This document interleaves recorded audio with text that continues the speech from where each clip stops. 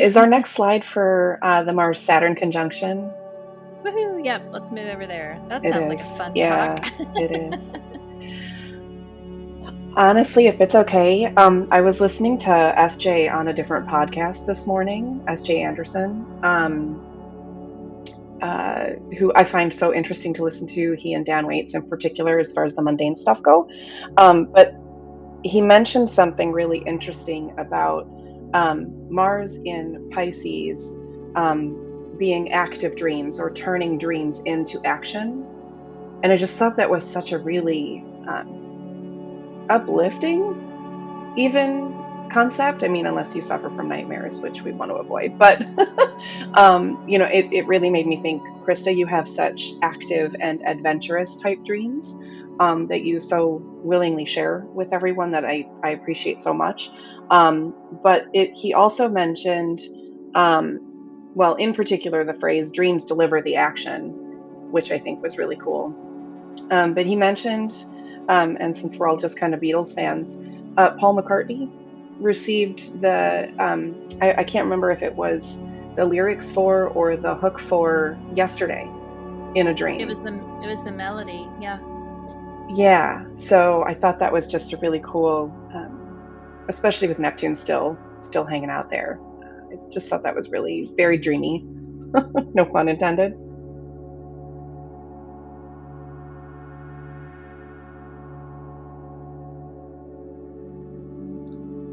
Yeah, I think it's both Mars and Saturn are kind of softened a little bit. It feels very Eeyore having Mars and Saturn here in Pisces. I think Mars and Saturn conjunct in other signs might feel a little bit more reckless, but in Pisces it feels just a little like wet cat energy. So maybe it's when malefics are Saturn and Mars, so malefics are going to malefic, and if they're in good condition, they're able to express their significations louder, and they're not really at home here. And so I'm considering this conjunction because whenever the malefics get together, and especially whatever house that Pisces rules for you, you have both malefics there already. And there's constraint with Saturn, and there's kind of Mars likes to move, and sometimes he moves recklessly, but in Pisces it's like moving underwater. I saw this drone footage of these wolves under the snow, and they would poke their heads up, but they had these tunnels that were going under the snow, and it felt very Mars and Pisces. Like there's danger under there, but as long as they're kind of just in their own pack and you don't cross paths with them, just be protective and stay away. And I mean, Mars is going to move past this, but I don't really have any mitigating factors. It's like, there are hard things in life, and that's what makes the good things better, is because the good things are a foil to the hard things. So this might be a little difficult, whatever house Pisces is. Like, for instance, Pisces is my 5th house, so maybe I won't have a lot of fun that day because it's, Pisces, or the 5th house is like fun and games. It's like the Ren Fair house, like children and games and gambling. Maybe I won't go to a casino that day.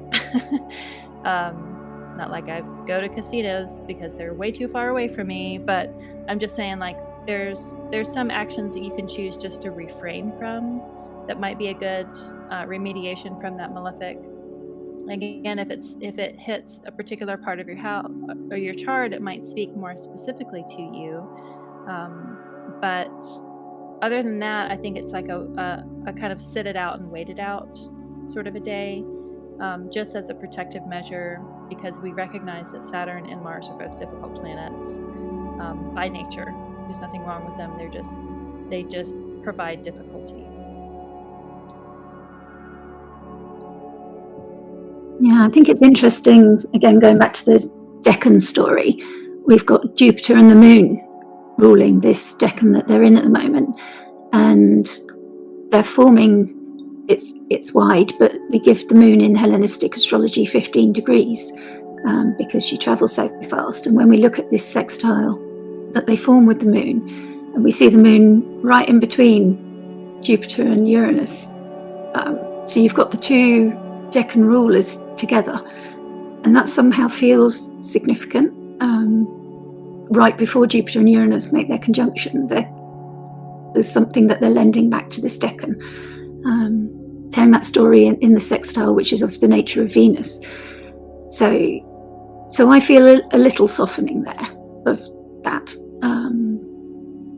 in that. And what else did I think? I made a note of those questions that we had. We recently attended a speaker series with the Nightlight school, and we were offered some questions when some of these planets meet and converge. And with Saturn, we were asked about, what is your personal mountain? What are you building? What do you want to climb? And obviously when Mars meets Saturn, you're given the opportunity for focused action.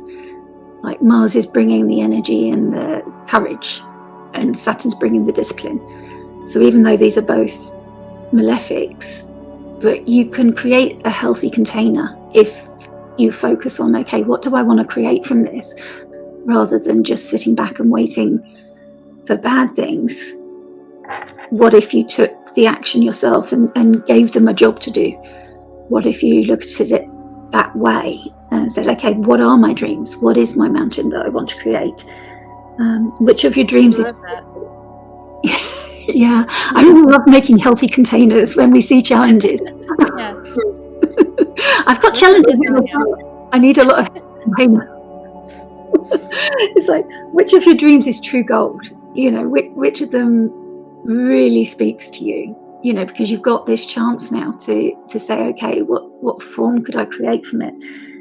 And what have you outgrown? Because you can just leave it behind now. Leave it in the water, it'll just drift away. So you can be ready for that. And also, where do you need to mature?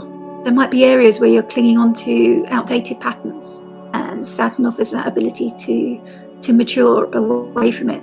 But we need to sometimes bring that consciousness. That's what Saturn's asking of us, and he's showing us ways that we need to mature, and sometimes we resist that.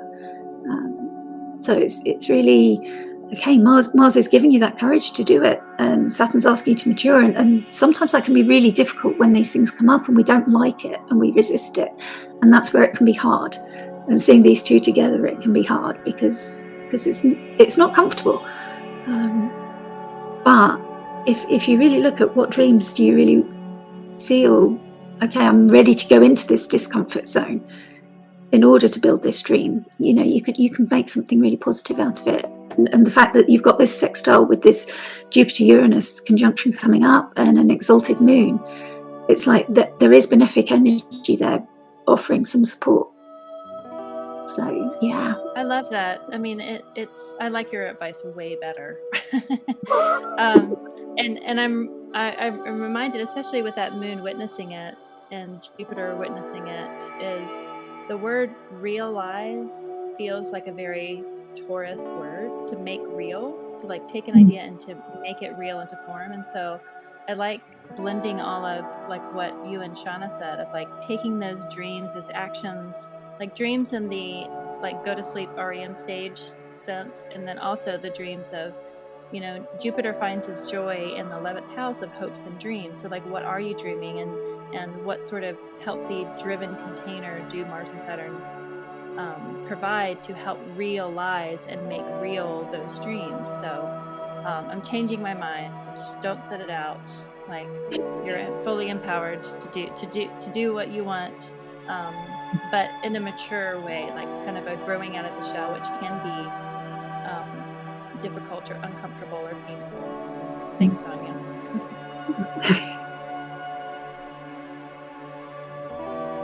Yeah, in a way, it just feels like, sorry, Janessa. It just feels like Saturn is tethering Mars so that Mars will slow down and think about before, you know.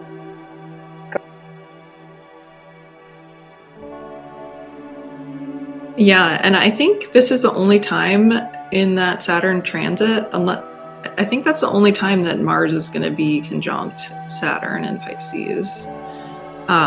So to me, it kind of speaks to like a low, like being that they're both malefic, being like maybe the lowest point here, or like rock bottom. And then again, like what Sonia was just saying, like kind of looking towards that Jupiter, Moon, Uranus situation as like the way out of that, or like the light at the end of the tunnel. But yeah, I guess I kind of, you know, if we're talking about Saturn and Pisces having themes of like depression, and then Mars being conjunct there, just kind of like amplifying that to the max, and that being the only time that they meet, I think, yeah, like rock bottom is kind of what's coming to mind.